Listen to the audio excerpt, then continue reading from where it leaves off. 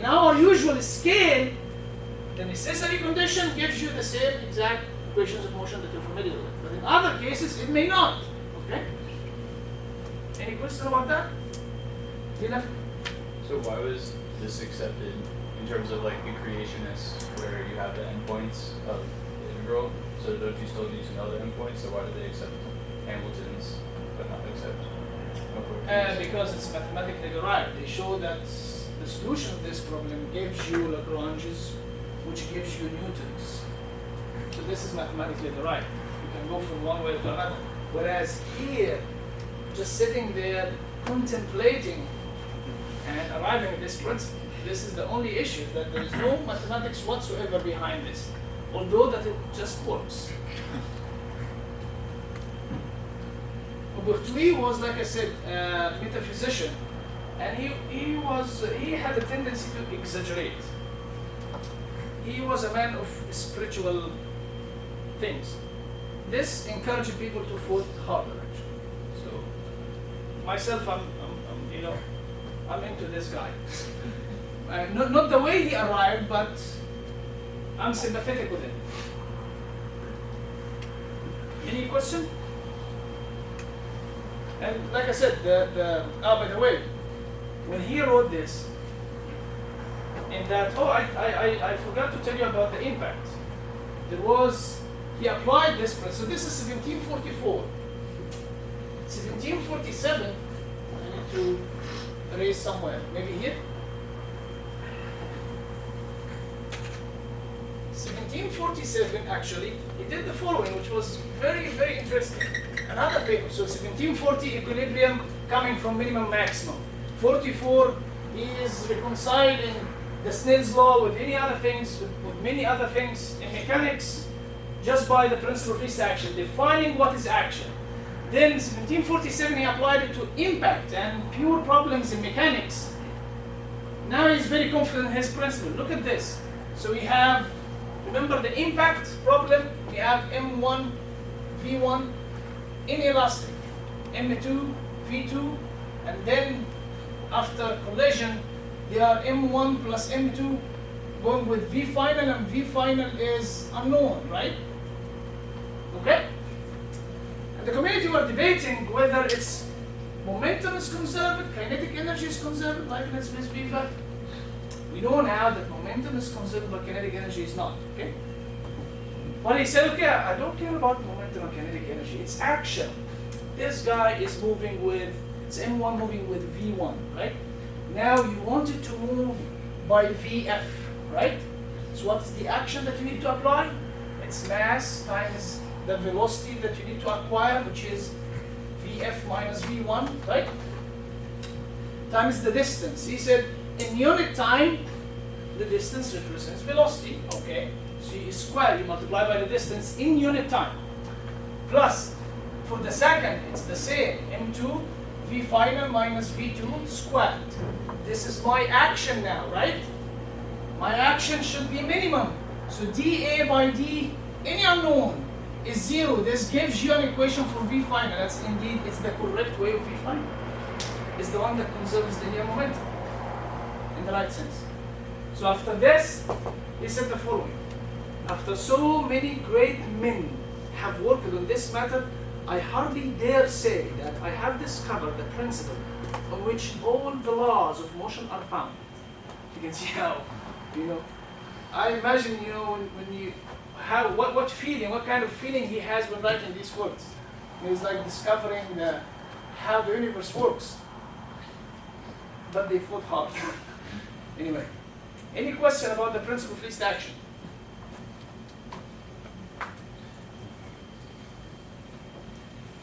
Please don't say again that you did not see the principle of least action in your prelim.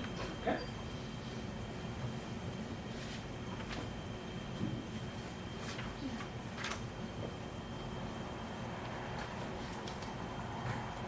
So, okay, when we apply calculus of variation to the principle of least action, we simply get what?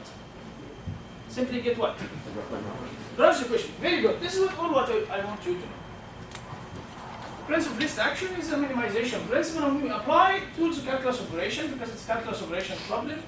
We apply it to it, we get the regular equations of motion of Lagrange. That's fine. let's add a constraint.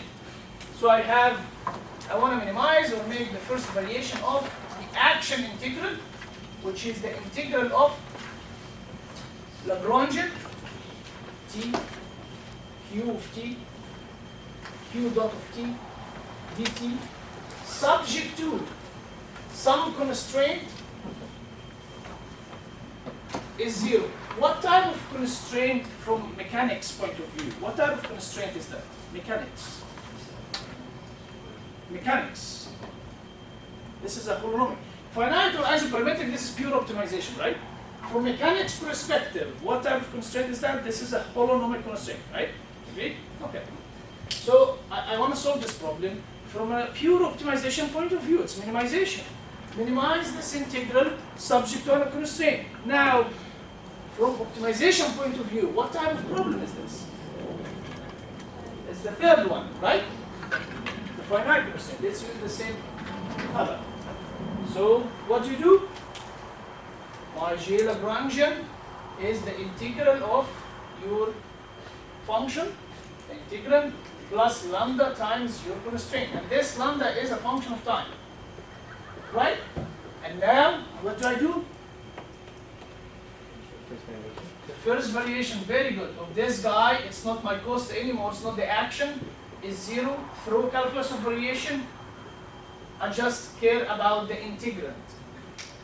So, d by dt, partial, whatever integrand, so it's L plus lambda psi, partial q j dot, minus partial whatever integrand, partial qj is equal 0, right? So psi, because it's a holonomic constraint, it does not depend on q dots, right? I'll give you some time to write, pay attention here. Psi does not depend on q dots, it's a holonomic constraint, there is no q dot here. So the left hand side I have d by dt, partial L partial q j dot, minus partial L partial q j, the first term, and the second term I'm going to move it to the right hand side. Lambda as function of time has nothing to do with q's, so it goes out, times partial psi partial qj, right? Okay? Let's consider this is the kth constraint. So this is, I have many of them. This is number k. Come on, man. This is k. So this is the kth Lagrange multiplier. Everything is k. So it's not k, just k. So this is k, this is k. Do you remember what is this?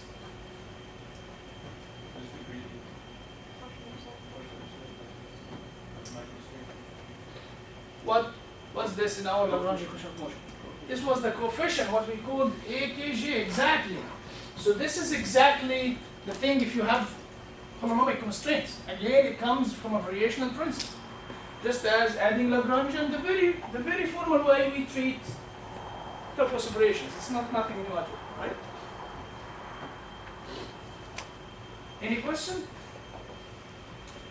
Please, if you have a question, stop me. That's fine, even if you did not study. I know that you did not have time to study calculus of variations because you're doing Lagrangian for the homework. So that's fine. But calculus of variation homework is coming soon. So you will start studying it. And we finished, by the way, the calculus of variation. Next time, something new, more mathematically advanced, geometric mechanics. Any question so far? So literally what you said is the principle of this action is just doing calculus variation of the Lagrangian. Yes, the principle of least action is the motion is such that the action integral is stationary, minimum or maximum. And when we apply mathematics, which is calculus of variation, to this optimization problem, we get the necessary condition. The necessary condition is simply Lagrange's equation. Indeed, it's not nothing new in our thing here at all. Yes, Akash? This would apply to non-holonomic constraints too. It would not.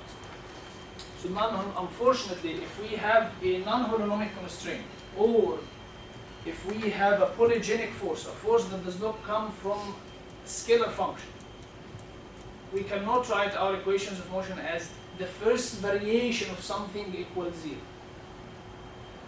It does not admit a variational principle if you have a non-holonomic constraint or a polygenic force.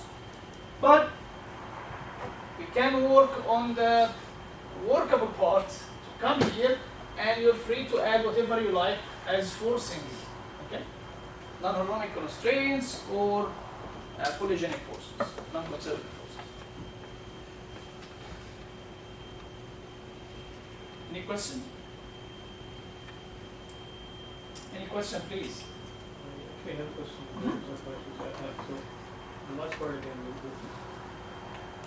so if the first variation, so the equation itself would be wrong to say that the first variation would be 0 if I have a non-holonomic constraint? Yeah. So this is a good point, because what's the source of confusion? We're saying it's the exact same term if we have holonomic or non-holonomic, right? Okay, but this thing, if it's holonomic, I can write down this equation in a variational form. What's the variational form? Here is the first variation of this quantity that is 0, okay? If it is a non-holonomic constraint, I cannot do that. Okay? You will not find a way to do it. Because here I relied on the fact that epsilon does not depend on q dots. Okay? Any question? Shane? So real quick, so these are all the necessary conditions, but not a sufficient condition. Yes. Yes.